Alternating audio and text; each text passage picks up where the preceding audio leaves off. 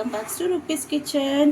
ఈరోజు మన కిచెన్లో దోశ బ్యాటర్ ఎలా ప్రిపేర్ చేసుకోవాలో మా ఇంట్లో నేను ప్రిపేర్ చేస్తున్నానో అదే స్టైల్లో చూపిస్తున్నానండి. సో దాని తయారీ విధానం చూద్దామా అండి. సో మా ఇంట్లో నేను ఎలా చేస్తున్నాను అలానే చూపిస్తున్నాను. 2 గ్లాసెస్ ఆఫ్ బియ్యం అండి. ఇది రేషన్ బియ్యము, ఇంట్లో వాడే రైస్ కాదండి, రేషన్ బియ్యము. సో చాలా బాగుంటుంది దీంట్లో చేస్తే. 2 గ్లాసెస్ ఆఫ్ బియ్యం అండి. 2 గ్లాసెస్కి నేను ఎక్కువగా వేయనండి పప్పు. ఫుల్కి కొంచెం తక్కువగా వేస్తాను, కనిపిస్తుంది కదండి. ఫుల్కి కొంచెం అంటే హాఫ్కి కొంచెం పైన ఒక 2-3 స్పూన్స్ ఎక్కువ ఉంటుంది. ఇది డబుల్ మినప్పప్పు కదండి, కొంచెం ఎదుగుతుంది కాబట్టి నేను తక్కువనే వేస్తున్నాను మినప్పప్పు. ఇంకా దోశ మంచిగా కలర్గా రావాలంటే శనగపప్పు అండి, ఒక 3 టేబుల్ స్పూన్ అండి శనగపప్పు. నేను ఎలా వేసుకుంటున్నాను కాబట్టి అందుకే మీకు ఇలా చూపిస్తున్నాను, మళ్ళీ మీరు కన్ఫ్యూజ్ అయిపోతారు అందుకని. అలానే దీంట్లో కొంచెం కందిపప్పు వేస్తే ఇంకా కొంచెం మంచిగా టేస్ట్గా ఉంటుందండి దోశ. 3 స్పూన్స్ శనగపప్పు అంటే 2 స్పూన్స్ కందిపప్పు వేసి దీంట్లో ఒక 1/2 స్పూన్ అంతా మెంతులు వేసేసి మంచిగా ఒక 2-3 టైమ్స్ వాష్ చేసేసుకొని నానబెట్టేసుకున్నానండి. ఇలా మంచిగా వాష్ చేసేసుకోవాలండి. ఈ నీళ్ళని నేను కింద పారబోయానండి, ఒక బకెట్లో తీసి పెట్టేసుకొని చెట్లకి పోస్తాను. చెట్లకి అలా పోస్తే ఈ నీళ్ళు పూలు మంచిగా వస్తుందండి. ఇలా కడిగేసి మంచిగా ఫుల్గా నీళ్ళు పోసేసుకొని నానబెట్టేసుకోవాలండి. ఒక 6 అవర్స్ తర్వాత చూపిస్తాను. ఇప్పుడు నానబెట్టిన 6 అవర్స్ అయిపోయిందండి. 6 అవర్స్ అయిపోయాక నానబెట్టిన పప్పు బియ్యం దోశకి ఇప్పుడు మిక్సీ వేసేసుకుందామండి. ఇలా ఒక జార్లో వేసేసుకున్నానండి, ఆఫ్ వేసేసుకున్నాను. ఇప్పుడు దీంట్లో నేను సోడా ఏమి వేయనండి ఇడ్లీ పిండిలో ఇంకా దోశ పిండిలో. సో దోశ పిండికి అయితే నేను అటుకులు ఒక 2 టేబుల్ స్పూన్ ఇలా నానబెట్టేసి కడిగేసి ఈ వాటర్ నుంచేసేసి దాంట్లో వేసుకుంటానండి. ఇలా వేసేసి ఇంకా మిక్సీ వేసేసుకుంటానండి.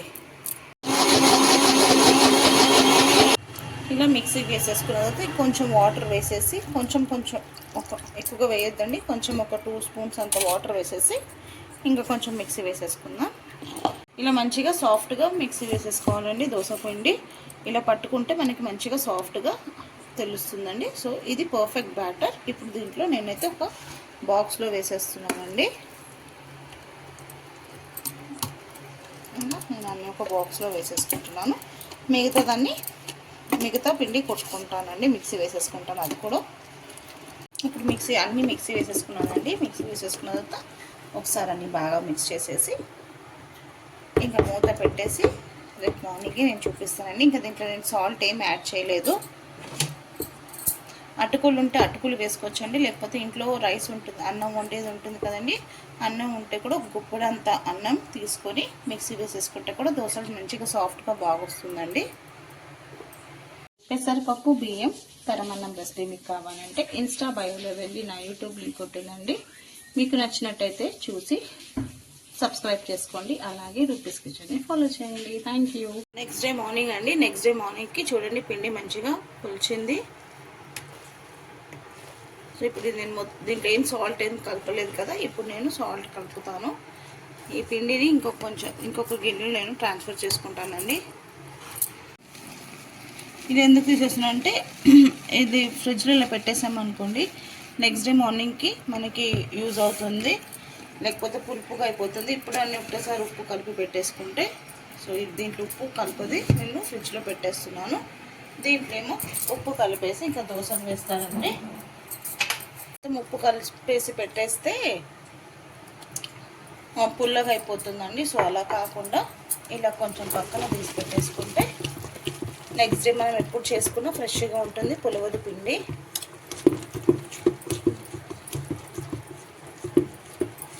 కొంచెం వాటర్ యాడ్ చేసుకొని మంచిగా మిక్స్ చేసేసుకున్నాను. ఇంకెప్పుడు వేడివేడిగా దోశలు వేసేసుకుందామండి. ఇప్పుడు ప్యాన్ హీట్ అయ్యాక దాంట్లో మీద కొంచెం ఆయిల్ వేసేసుకొని ఇలా ఉల్లిపాయతో మంచిగా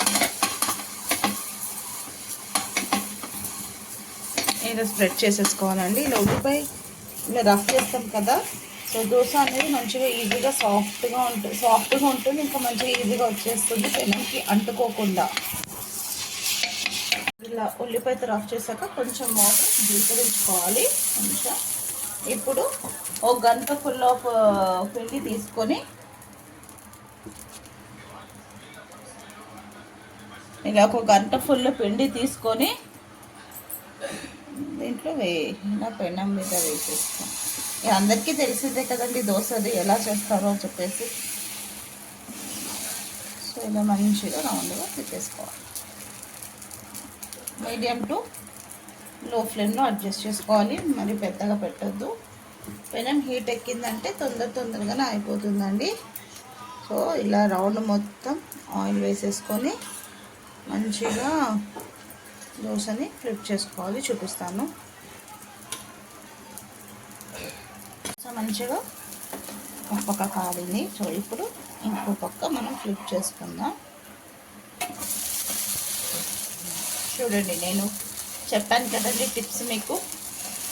శనగపప్పు, కందిపప్పు, మెంతులు, సో అటుకులు ఇవంతా వేస్తే దోశ ఎంత మంచిగా హోటల్ స్టైల్లో వచ్చినట్టు ఉంటుందండి. దోశ సేమ్ ఇలాగానే ఉంటుంది. సో ఇప్పుడు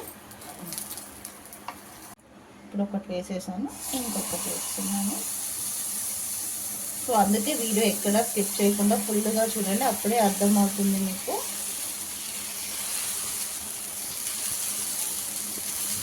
చూడండి మంచిగా క్రిస్పీగా దోశ అయిపోయింది, చేసేసాను. సో దోశ విత్ పల్లీ చట్నీ చేశానండి. చాలా అంటే చాలా బాగుంటుంది. ఇలా ఒక్కసారి చూడండి.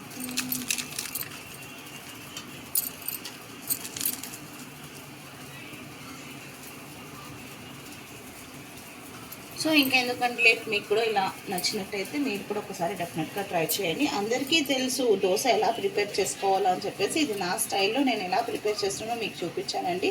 మీకు నచ్చినట్టయితే మీరు కూడా ఒకసారి ట్రై చేయండి. నచ్చితే లైక్ చేయండి, షేర్ చేయండి. కొత్తగా ఏమైనా మన ఛానల్ని చూస్తే సబ్స్క్రైబ్ చేసుకోండి. మీ రూపీస్ కిచెన్. ఒక దోశ పిండి ఉంటే చాలండి, ఒక 4 వెరైటీస్ ఆఫ్ దోశ చేసుకోవచ్చు. ఆనియన్ దోశ, మసాలా దోశ, పన్నీర్ చీజ్ దోశ, ఇంకా ఇలా మనం నార్మల్గా చేసుకున్న దోశ. ఒక పిండి ఉంటే ఒక 4 టైప్స్ ఆఫ్ దోశ చేసుకోవచ్చండి.